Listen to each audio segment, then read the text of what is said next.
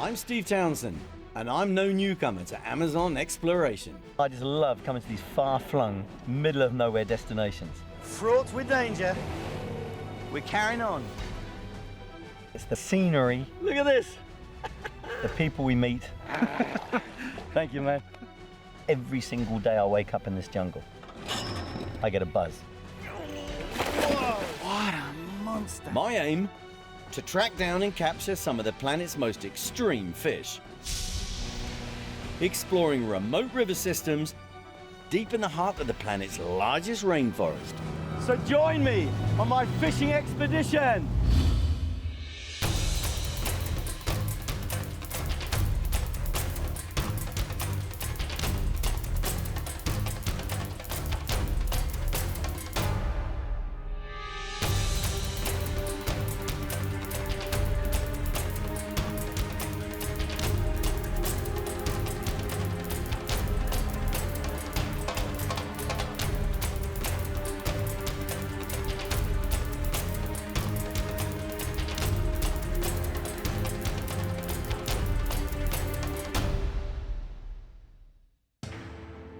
The tropical rainforests of Guyana are some of the planet's most unspoilt and biodiverse. My expedition takes me deep into the heart of this pristine wilderness, to the Guyana River, in the far south of this little-known country. I've been on the hunt for the legendary Aymara, or wolffish, an aggressive ambush predator. Last time I hit the jackpot, hooking into a truly monstrous specimen. Look at that fish. This was the fish of a lifetime. Oh, wow, oh, wow. I didn't know that we had fish of that caliber in this little river. It has turned into the most fantastic expedition, a real adventure. Success hasn't come easy. We've journeyed many miles in our dugout canoes, battling through countless obstacles in our path, a result of the extremely low water levels. You can see the levels where the water's at right now, and we've probably only got 3 to 4 feet of water underneath this old log. But in the rainy season, the whole area floods for kilometers either side. Low water means more debris to fight our way through, but it should also mean the Aymara are more concentrated in certain areas. And there's one sure way to find out if they're in the vicinity. These bubbles over here, that is a telltale sign that Aymara, these big old wolffish, are on the move. They're skulking on the bottom, waiting for any fish just to go past, and bang, they hit it. And we need to cast in there, right near them. They're going that way, and we're going to cast just past them.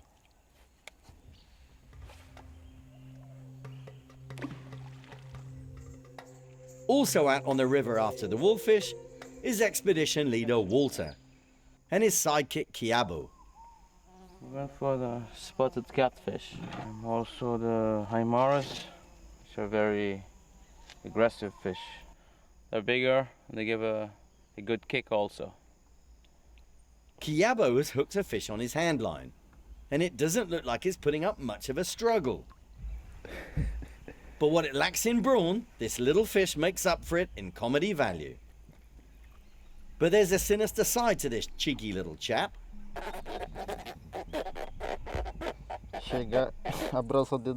Known as a striped Raphael catfish, it has razor-sharp spines running along its flanks and must be handled with care. Back on my boat, something's showing some interest. And we are in. It's a huge Aymara. It's even bigger than the other one. Oh, it's just taking line. It's trying to bury itself in the snags. I have to apply some serious pressure to bully this bruiser out. Oh, it's a absolute mule. I need all my strength to bring this fish to the surface. Then it goes totally nuts. That is huge. That is absolutely huge. I'm desperate to get this wolfie to the boat, but the hook looks like it's barely in. It just hooked. It is just hooked. Look, oh no, he just hooked. It could easily throw the hook. I need to land this fish quickly. I'm making a real pig's ear of this.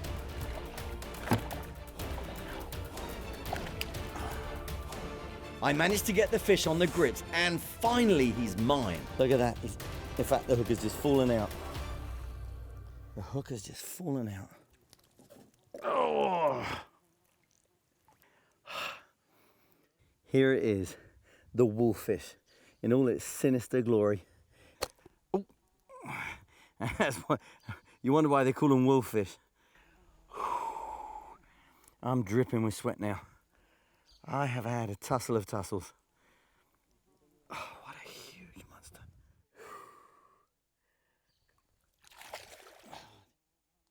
And it's actually got a parasite on its head, if you can see this. Many Amazonian fish I catch have parasites, like this one. What a revolting parasite. They're generally pretty harmless, but I do make a point of removing them when I can. Well, he did me a favour, I did him a favour.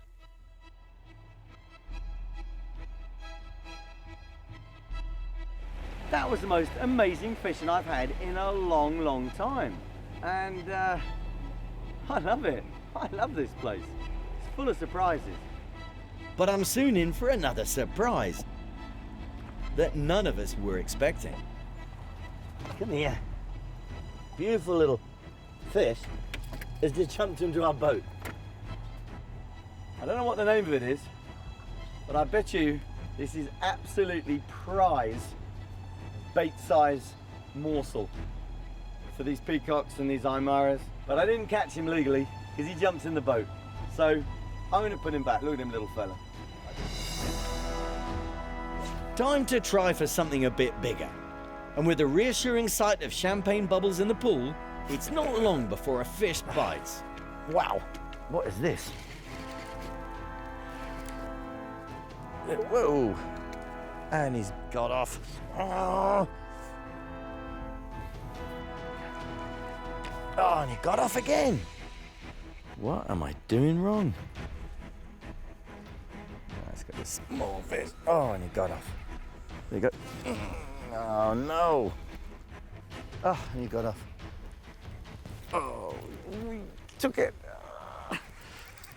There's a decent fish over there. That is a decent fish. All gone. I can't help noticing that over on the local guy's boat, there's no shortage of fish being caught. Let me see. Is it fish? Hey boys. No catchy fish or you're going swimming. I'm watching you. There's us, struggling for fish. We're getting bites and we can't hook up. These guys come with a old bit of rope, bit of string, no weight, an old bent pin for a hook, and they're pulling out catfish, piranha, pescada. Right, you're going swimming, you guys. This is so not fair. Every time I come here, these guys, all the local guys, you think you know it all, you've been here and you've fished all these different rivers, and then these guys show you another way of catching these fish.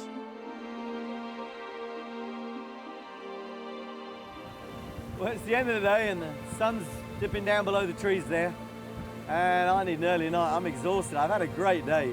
So early to bed and up again crack of dawn tomorrow, ready for the on.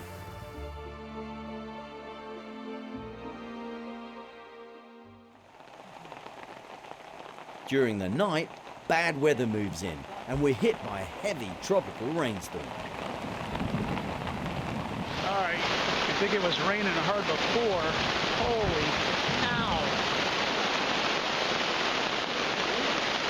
It is pouring.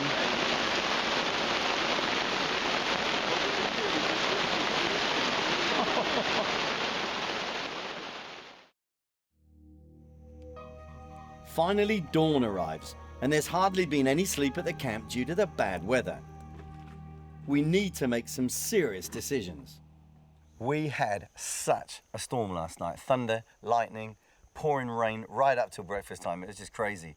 Now, the river doesn't look as though it's changed much, but we got a feeder stream right here that is roaring water coming through, and every stretch along here has got pouring water coming in, flying in from all these creeks. Now, the river really is quite stable by the looks of it, but it could rise any minute now. It could come up 2 meters, 3 meters, and then we got to battle our way all the way right up river again, up to the Indian village. So, you know, we better make a move pretty sharpish, otherwise we could get stuck here. What's your name, eh? we decide to quickly pack up camp and begin the long journey back upriver to our pickup point at the YY village. We just can't afford to take any chances, being miles away from help. Well, this water's rising rather rapidly now. With all this rain, unfortunately, has made it really murky, and the levels are rising. We want to get back as quickly as we can before we hit any floodwaters coming down. So we're wending our way up. We're probably a little bit easier to go up because if the water level's up, we're not going to hit so many trees with the propeller. So should make it in time. Oh shit, watch out, whoa! That's if we manage to avoid all the obstacles in our way. It soon becomes apparent that the rain was a blessing in disguise. With higher water levels, it means for the first time on the expedition, we can get up some good speed. With time now on our side, I take the opportunity to fish in a gorgeous looking pool. We got a little sliding egg sinker in a swivel. You got to have this trace, this leader, purely because we've got a lot of things with teeth here, and a small baby circle hook, and just a strip of fish. Yeah, I'm in, and I'm not sure what this is. Oh, I got a manda bay. Look at this. This is a catfish that has no whiskers, and as you can see, he's not got a single whisker on his face. Because they grow to about 20 pounds, 20, 25 pounds. He's had a lump taken out there by a piranha, and he's had a lump taken out there by a piranha too. It's not long before I'm hooked into another fish. Another manda bay. He's just a dinky little fish. These fish have developed their own specialized form of self-defense to ward off predators. He's just flaring out, all proud, trying to make himself bigger than he really is. These are locked. Look, see? Can't put them in. They're locked. He thinks I'm going to eat him, which I'm not, so he's made himself bigger than he really is. There you go. Yeah.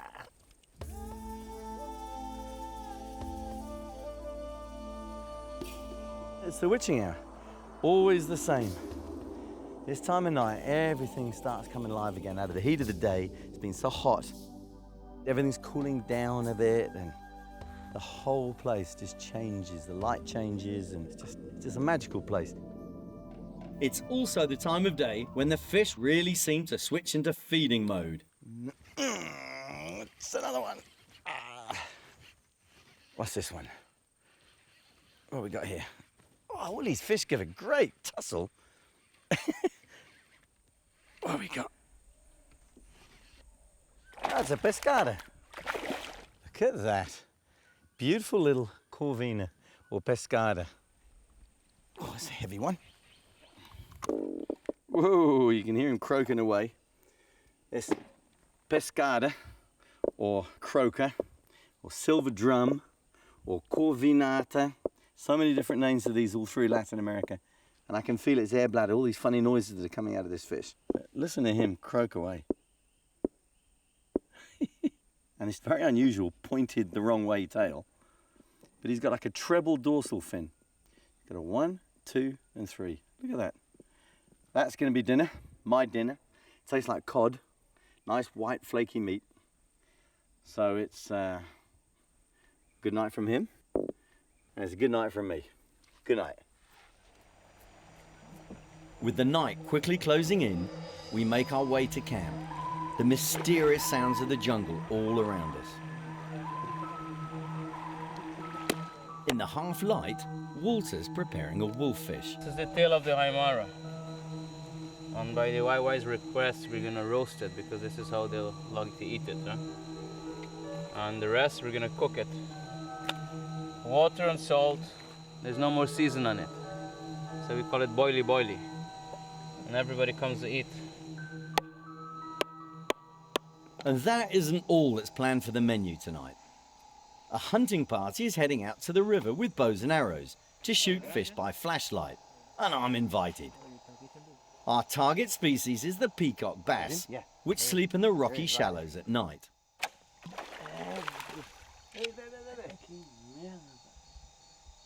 Okay, I'm now going to get his dinner. Here we go. And he's got him. Dinner served. Hey, come back with my arrow. Come back. Unfortunately, my fish has shaken itself free. Next, it's Guy Kiabo's turn. Up a bit. There you go. Oh, that's a big one. That's a big one. That's great. You've broken the. It's a good-sized fish that manages to break the arrow. My man Kiabo. Hey, Kiabo. My man Kiabo has just shot more dinner. We got a nice peacock bass for dinner. Yum.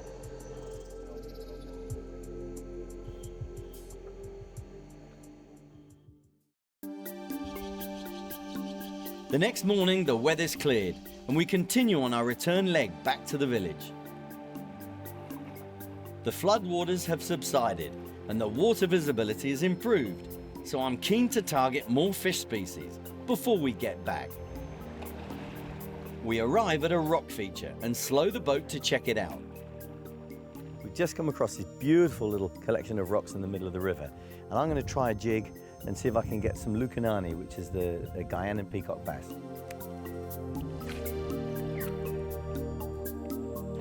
I get a look in from a fish straight away. Oh, lovely swirl. This is peacock time right here, right now. Oh, and again, look, a big swirl there. There you go, got him. Oh, that was a big fish. That was a big fish. That was a beautiful yellow peacock bass. There you go. There we go. What we got? Oh, nice fish. Two of them there. Two of them right next to each other. Ah, cracking fish.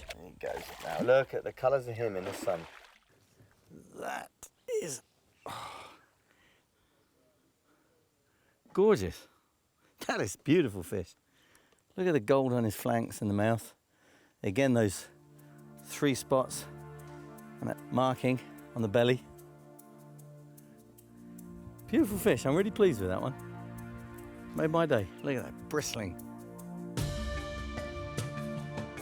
With a good fish under my belt, it's time for us to continue upriver, soaking up the sights and sounds of the rainforest along the way. Look at this backdrop here. You know, it's not only about fishing why I do this. It's to be in areas like this. I'm just so privileged to be here. There's wildlife all around us.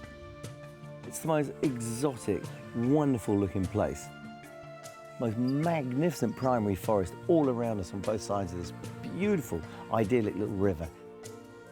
It's good therapy, I tell you.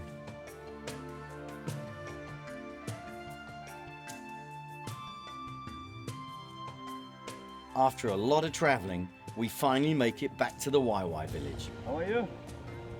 Good. These kind and friendly people live a simple and close to nature existence. Their village is constructed from materials from the forest. They even have some of the wildlife as their pets, such as a brightly coloured macaw and this labber, a fruit and nut-eating jungle rodent, often hunted for its meat.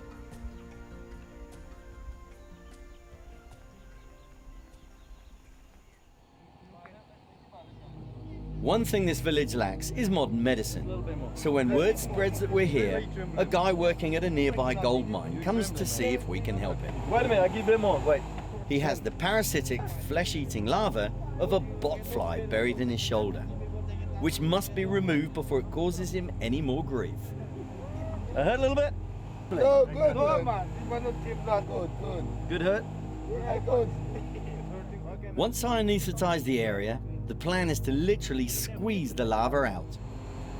What? This is a messy business and not for the faint-hearted, but most of the village have turned out to watch the spectacle. Okay, man. Pick it up well between. Squeeze. The larva is near the surface, so we have a good chance of removing it. There it is, there it is, there it is. There it is. These guys, what they're doing is when they squeeze it really hard, you can see the point of the maggot coming through. So what they're going to do is try and take it out. Let's have another look. Come here. No, he come in. Give me come. We must be careful to get it out whole though. If any part of the larva is left in the wound, it could cause infection and potential blood poisoning. Give me. Squeeze me what he have, huh? Squeeze me. The guys squeeze hard and take out the lava, Yeah, man. which gets crushed in the process. Yeah. On this occasion, the man was lucky. Yeah, come in. We managed to get the lava out whole. Yeah.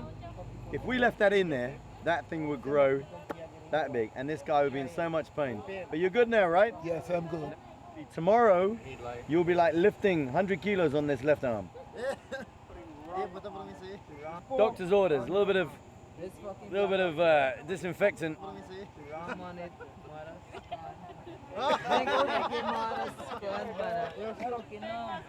Dr. Steve, you're a brave man, well done. You got an audience?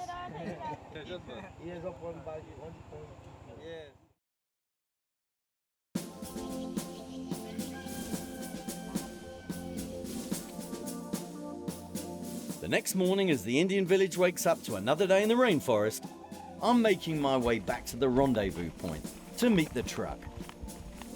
It's time for me to leave the Waiwai village and say goodbye to the pretty little Kuyuani River. I bid farewell to our expedition leader and fellow adventurer, Walter. See you next time. Well, we made it back. We got our truck and we're going to make our long trip all the way back to Lepham now and then on to Georgetown and back home. It's been a really cool river adventure and I can't wait for the next one.